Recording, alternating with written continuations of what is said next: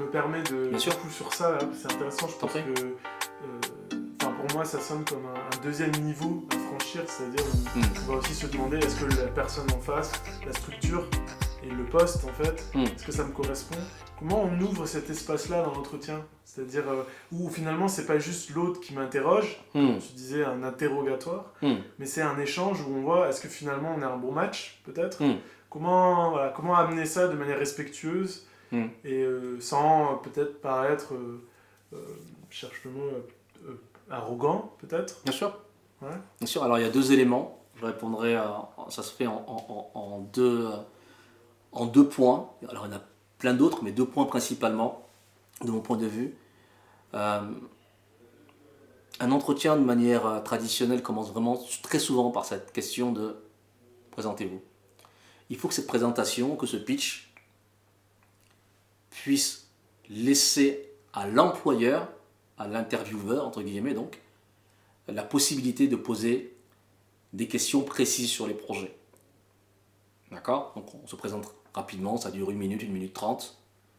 Je suis ouvert à toutes vos questions, allez-y, je vous en prie. C'est quelque chose, c'est un exercice que je fais avec tous mes candidats, que ce soit des candidats que je place ou que ce soit des gens que je forme dans le cadre de l'Agora Agoré. Toujours terminé par ce fameux « je suis ouvert à toutes vos questions ». Par la manière dont les questions seront posées et par l'essence des questions elles-mêmes, en tant que candidat,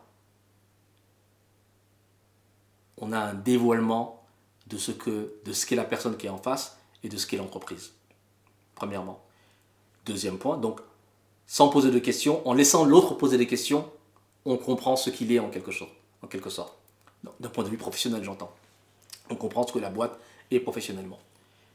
Deuxièmement, tout entretien bien ficelé termine toujours, au moins, ne serait-ce que pour la courtoisie, le point de « Monsieur le candidat, Madame la candidate, Goné, Astou, Sorna, s'il vous plaît, est-ce que vous avez des questions à poser ?»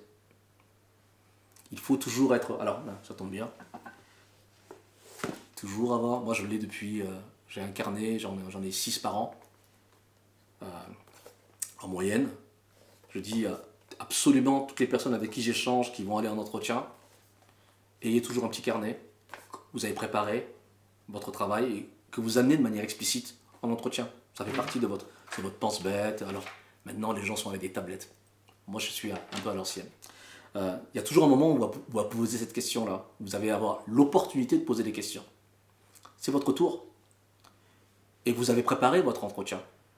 Donc, vous avez vos 2-3 questions qui vous permettent, de manière très genuine, très honnête et authentique, de dire est-ce que cette boîte-là correspond.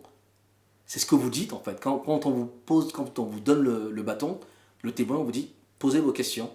Il faut que dans la tête, vous ayez, je dis souvent ça, il faut se mettre dans l'exercice mental de... Vous devenez l'intervieweur en fait. Vous devenez, entre guillemets, j'aime pas ces termes de patron, employé, mais vous devenez à ce moment-là le donneur d'ordre en fait. D'accord? Mais écoutez, merci de me donner l'opportunité d'échanger avec vous et merci de me donner l'opportunité de vous poser ces questions-là. J'avais préparé 2 questions si vous permettez. Mais bien sûr, je vous en prie. Écoutez, la première question, là on est dans le domaine du BTP. Vous me demandez de travailler, le projet est basé en région. J'aimerais comprendre en fait, au sein de votre structure, quel est le processus de décision en place au sein de Sony Développement. Je ne comprends pas. Ben, comment se met en place la chaîne de décision pour un projet? Est-ce que vous êtes décentralisé? Est-ce que le hub qui se trouve à Ziguinchor a son propre budget? Déjà là vous avez une idée sur, ok, est-ce que tout est centralisé? Quel est le mode de fonctionnement de l'entreprise? Est-ce qu'il est donc ou hyper centralisé, ou comme on dit, alors je fais attention, est-ce qu'on est en mode agile? Est-ce que, voilà, déjà ça vous donne une indication dans la réponse du type de fonctionnement de l'entreprise et de la manière dont va répondre la personne. Est-ce que vous êtes en face de la personne qui qui a les rênes, qui a les budgets, qui a l'intelligence, la capacité de répondre en tant qu'ambassadeur de l'entreprise? Ou est-ce que vous êtes en face de quelqu'un qui va, entre guillemets, bégayer, comme on dit, qui ne sait pas trop, et là, ça vous donne le niveau aussi de respect que l'on vous a donné. C'est-à-dire qu'est-ce que vous avez un intervieweur qui est capable de représenter l'entreprise dans toutes ses facettes. Donc, c'est une question. Une deuxième question, très classique mais très intéressante aussi. Comment vous voyez ce rôle se développer sur les 6 prochains mois, ce poste, et quels sont les 2 ou 3 critères qui vous permettront de dire que le recrutement est réussi. Autrement dit, quels sont vos objectifs pour ce rôle, sur ce projet et sur les dimensions fonctionnelles que vous voulez m'attribuer à moi ou à un candidat qui sera successful. Excusez-moi de l'anglicisme. Mais voilà, c'est ces 2 manières-là que je dirais pour évaluer un peu le degré d'alignement que l'on peut avoir avec une entreprise. Donc ça se fait de manière subtile, ça ne se pose pas de manière...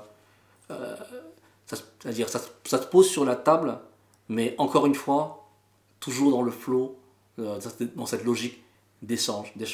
On pose la question pour permettre de dévoiler les choses de manière sereine.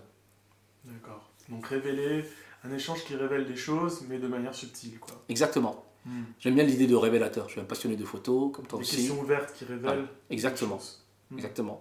Qui révèlent. Et après, il y a entre ombre et lumière, justement. Après, l'intelligence de chacun permet de s'aligner. Et c'est même ce qu'il y a de plus important. Parce que toute chose égale par ailleurs, j'estime que quand on interroge, en tout cas sur mon business, sur ma practice, là on parle vraiment d'un point de vue recrutement, lorsque je présente 3 candidats à un client pour un poste clé, parce que le client fait appel à moi pour des postes clés, sinon il n'a pas besoin de moi, il n'a pas besoin d'une agence, il n'a pas besoin d'un cabinet de recrutement d'executive search pour ça, je lui apporte 3 candidats qui sont de calibre similaire en termes de technique. Un CFO, un responsable financier de domaine international, un chef de projet bilingue, voire trilingue. Voilà, je lui présente je présente 3 candidats qui ont au minimum dans leur under the belt 10-15 ans d'expérience sur différents terrains d'opération. C'est pas sur ça que ça se joue. Ce qui se joue, c'est justement dans cette ombre et lumière de l'entretien. Est-ce que nos valeurs sont alignées en fait? Ok, top. Et c'est ce qui fait kiffer le client et kiffer le candidat en fait. Parce que les candidats sont tous bons à ce niveau-là. Ils vont pouvoir être placés sur d'autres clients qui seront plus en adéquation justement avec ce qu'ils sont. C'est important. C'est le facteur humain qui compte de ce côté-là.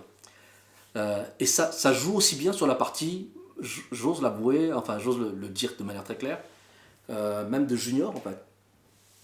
Sur la partie junior, on commence sa carrière, on ne sait pas trop ce que l'on veut, alors on est en cabinet conseil ou en SS2I pour l'informatique, en cabinet conseil ou en cabinet d'expert comptable pour tout ce qui est comptabilité, parce que ça nous fait toucher à plusieurs domaines d'activité, etc., etc. Même dans ces domaines très industriels, dans la manière de voir ces métiers-là, il y a des boîtes qui vous correspondent plus ou moins en fait. Et il faut avoir le courage. Alors, quand on est junior, on a besoin entre guillemets, de manger, d'avoir un job rapidement. Mais même dans ça, il faut avoir... Alors c'est ce qui représente la difficulté. Il faut avoir cette capacité de se mettre en place des critères. Je parle du candidat, de se mettre en place des critères de choix qui vont dire je préfère travailler avec tel type de structure que tel autre type de structure. Et c'est là que le rééquilibrage en termes de pouvoir va se faire en fait. Et c'est là que ces entretiens, en travaillant l'ombre, la lumière, dévoiler les choses, c'est là que ça sert réellement de transformer ce qu'on appelle un simple entretien en échange de business. Top, cool.